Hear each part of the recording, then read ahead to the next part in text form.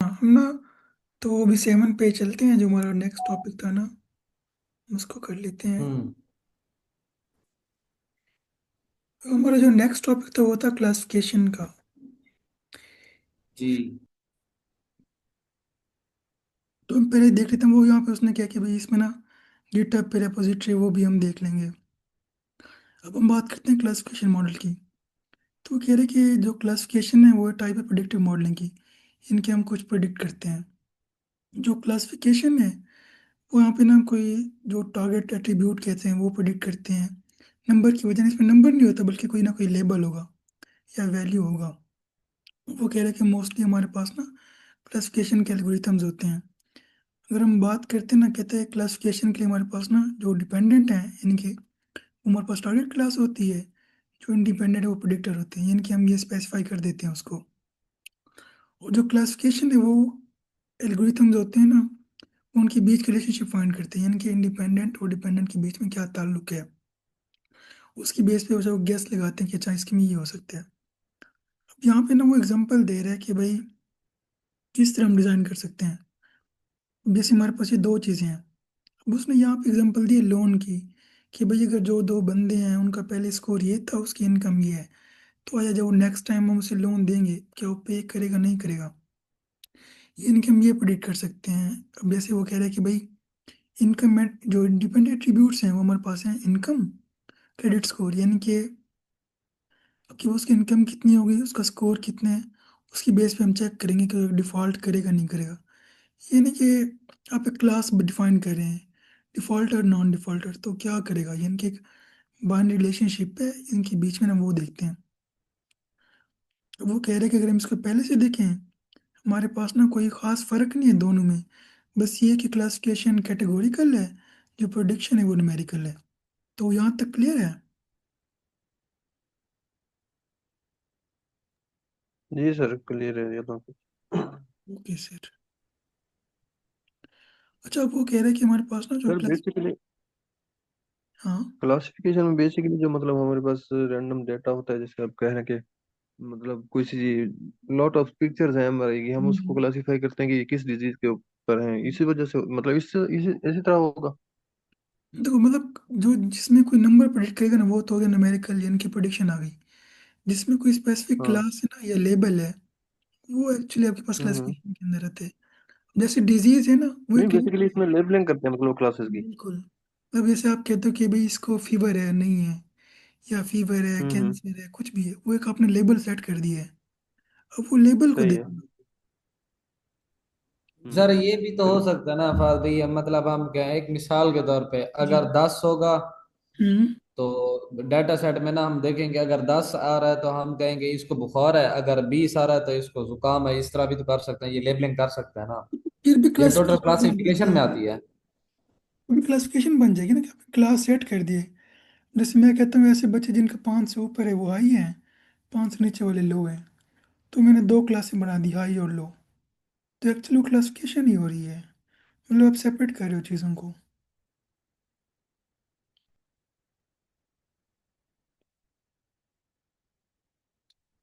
मेरी आवाज़ आ रही है आपको? जी सर, हो रही है। तो अब क्लियर हो गया कदीर आपको कि भाई मतलब मैं क्या बात कर रहा था। जी जी सर। तो उसमें मतलब वही बात है कि जिसमें आप स्पेसिफाई कर रहे हो चीज़ों को, वो क्लासिफिकेशन के अंदर रहती है, चाहे आप न्यूमेरिकल की बात करो या पहले करो। जैसे आपके पास ना, मैं एक एग्जांपल दिखाता हूँ आपको। हमारे पास ना एक एल्गोरिथम है लॉजिस्टिक रिग्रेशन का, आपने नाम सुना होगा। अब ये लगता रिग्रेशन का है लेकिन है ये क्लासिफिकेशन का। इसके अंदर वही बात हो रही है जो आपने की है ना, कि हम पॉइंट की वैल्यू फिक्स कर देते हैं। कोई आपको दिखाता हूँ फिगर ना। अब ये देखो, समझो हमारे पास ना ये एक ताल्लुक है। हम इसमें ये लाइन फिट कर देते हैं कि भाई इस स्पेसिफिक पॉइंट से ऊपर जो है सारे, वो ए क्लास बन जाएगी, वो बी क्लास बन जाएगी। हालांकि ये क्लासिफिकेशन का एल्गोरिथम है, लेकिन नाम से लगता है कोई रिग्रेशन है। तो ये मतलब फर्क आ रहा होता है हमारे पास।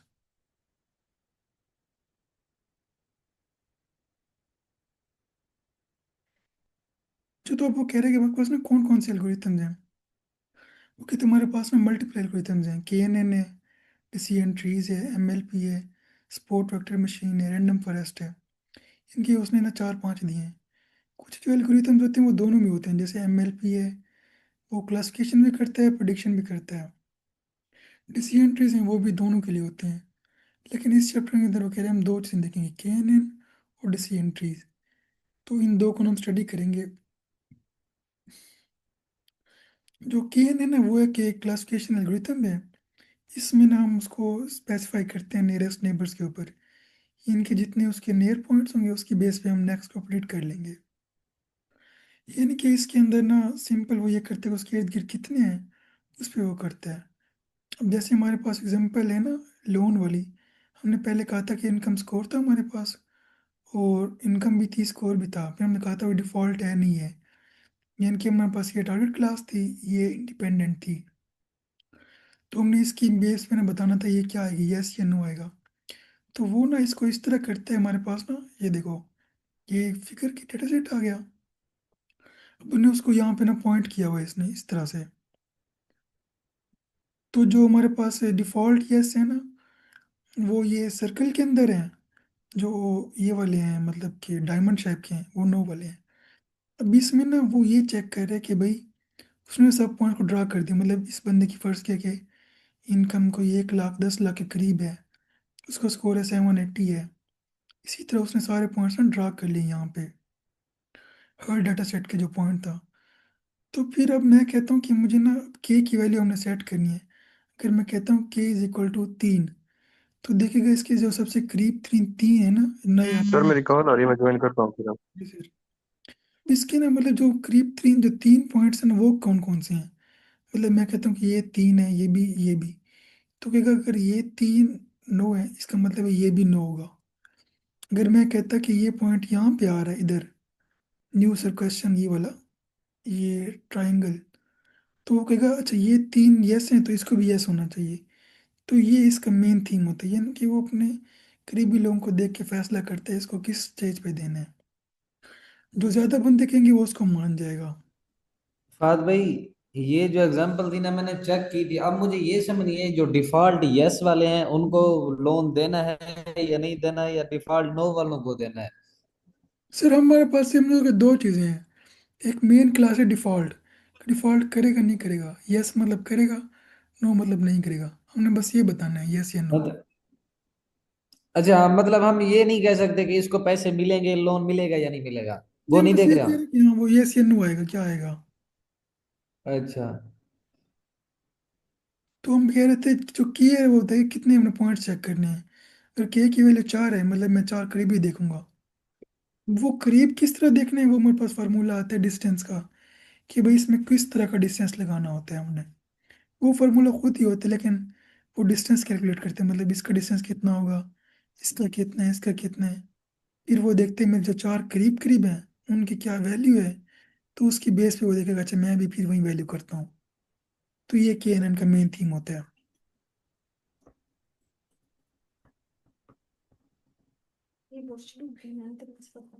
वो अब वो कह रहे हैं कि भाई KNN हमारे पास यहाँ तक हो गया। अच्छा वो कह रहे हैं मैकेनिज्म था हम डिस्प्ले करते हैं। अच्छा वो कहता है आप इसके अंदर ना के की वैल्यू जो भी फाइंड करेंगे। अब आगे ना इसके वो कोड बता रहे हैं कि इसका कोड किस तरह कर सकते हैं। पहले पहले वो साइकिट लाइन इंपोर्ट कर रहा है यहाँ से। और अच्छा इसमें ना एक और चीज़ का भी हम कह रहे हैं ध्यान करना होता है आपने ना, कि वैल्यूज़ को नॉर्मलाइज करना होता है। यानी कि अब जैसे हम कहते हैं ना फीचर इंजीनियरिंग, वही बात आती है कि आप ऐसा नहीं हो कि भाई अब जैसे स्कोर देखिए ना 815 है, तो के ऊपर जो इनकम है वो तकरीबन 1,19,000 है। तो वो दोनों को सेम ना कंसीडर करे, तो हम उसको ना इसलिए सबको एक स्केल पे कर देते हैं, मतलब 0 से 1 के बीच में।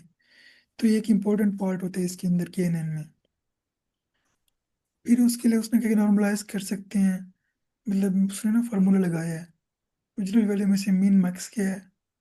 लेकिन ये हमारे पास ऑलरेडी डिफाइंड होते हैं तो हमें ज़रूरत नहीं है इसकी। बस ये पता हो नॉर्मलाइज करते हैं हम चीज़ों को। तो ये देखो उसने ना नॉर्मलाइज कर दिया स्कोर को, मतलब सबकी जो वैल्यू 0 से 1 के बीच में आ रही होगी। अब फिर इस बेस पे हम लोग फिर इसको ना लगाएंगे फार्मूला। तो यहाँ पे ना वो अप्लाई कर रहे हैं। पहले पहले हमने इंपोर्ट किया के नेबर्स क्लासीफायर को, कि भी मुझे ये मॉडल चाहिए। उसे मैंने कहा कि ये प्रोडिक्शन वाली चीज़ें हैं, इनके जो मेरे पास एक्स होते हैं, ये टारगेट कॉलम है। अब इसमें ना वो इसको ड्रॉप करे पहले कॉलम को, कि भाई शुरू में ना मतलब बाकी रख रहे कुछ ड्रॉप करे। इसके बाद उसने उसको कॉल किया कि एन नेबर्स को, उसने कहा हमारे पास 4 होने चाहिए। फिर उसने फिट का फॉर्मूला लगाया, तो उसने ना ट्रेन कर दिया। फिर आखिर में प्रिडिक्ट करेगा तो रिजल्ट भी दे देगा हमारे पास ना। डॉट प्रिडिक्ट किया, रिजल्ट आ गया। तो ये ना उसका ओवरऑल कोड है कि भाई इसको हम इस तरह करते हैं हमारे पास। तो यहाँ तक क्लियर है। जी जी सर। हाँ बात भाई, कहने तक तो क्लियर है। इसका फिर इसने ना एक बुक के जो इसी चैप्टर में कोर एल्गोरिथम बताया, डिसीजन ट्री, तो वो फिर हम देख लेते हैं। मतलब ये उसने 2 बताए थे कि आप ये 2 क्लासिफिकेशन के लिए यूज होते हैं। जब वो कह रहे हैं कि भाई केएनएन तो काम करते हैं जो मोस्ट सिमिलर डेटा प्रोजेक्ट है ना उसकी बेस पे क्लासेस कर देते हैं। जो डिसीजन ट्री है ना वो पहले करते हैं समराइज डेटा।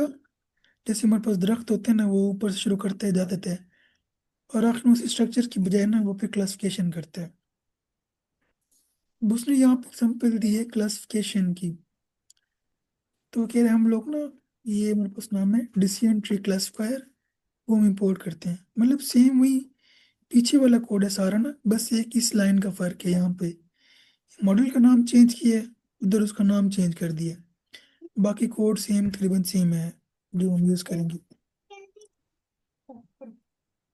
अभी हमारे पास ना 2 मेन फंक्शन होते हैं, डॉट फिट का, इनके जो मॉडल को ट्रेनिंग के लिए काम आता है, डॉट प्रेडिक्ट का जो प्रिडिक्शन करता है। ये दोनों जो असीम होते हैं।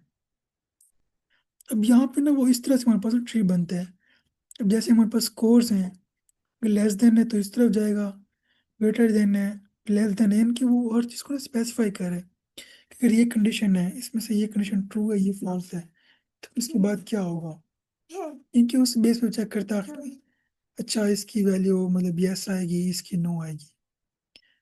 जैसे यहाँ पे सैंपल 20 है ना, एक तरफ उसने मतलब बड़े किए हैं उससे, एक तरफ छोटे किए हैं सैंपल को ही। मतलब यहाँ पे 9 है, यहाँ पे 11 है। फिर इसने फर्दर देखे अच्छा इससे मजीद डिवीजन किस तरह हो सकती है, तो डिवाइड करता गया हमारे पास ना आखिर में क्लासेस बन गई है। तो ये इसके अंदर हमारे पास डिसीजन ट्री का वो कंसेप्ट आता है कि भाई जो डिसीजन ट्री वो स्प्लिट करते डेटा सेट को ना 2 सेगमेंट के अंदर बार बार, इनके जब तक वो बिल्कुल ना प्योर नहीं हो जाते। जैसे हम कहते हैं डिवाइडिंग का करिए, डिवाइड करते रहते तो कोई सिंगल नहीं बचता। इसमें भी उसी तरह कंसेप्ट है कि वो डिवाइड करते हैं 2 हिस्सों में, फिर स्प्लिट करता है, फिर स्प्लिट करता है, जब तक उसके पास ना सिंगल नहीं आके बचता। तो इस तरह हम ना इसको देख सकते हैं डिसीजन ट्री को। तो ये हमारे पास 2 एल्गोरिथम थे डिसीजन ट्री के। तो वो कह रहे कंग्रेचुलेशन, आपने यहाँ तक पूरा कर लिया। हमने 2 एल्गोरिथम देखे क्लासिफिकेशन प्रेडिक्शन के, जिसमें हमने के मीन देखा और हमने डिसीजन ट्री देखा। तो यहाँ तक हो सकते हैं। अच्छा फाद भाई, ਇਹਦੇ जी सर। ਬਾਅਦ ਜਿਹੜੇ ਨਾ ਡਾਟਾ ਪ੍ਰੀ ਪ੍ਰੋਸੈਸਿੰਗ ਦਾ ਮੈਂ करा के दो।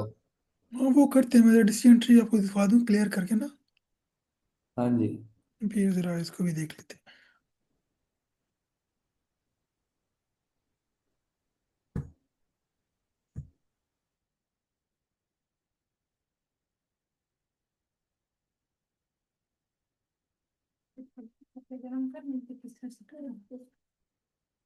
अच्छा जैसे हमारे पास ना ये देखो एक पिक्चर है, डिसीजन हमने ये करने के आया वो जो जॉब है वो एक्सेप्ट करेगा नहीं करेगा ना उस ऑफर को अपनी।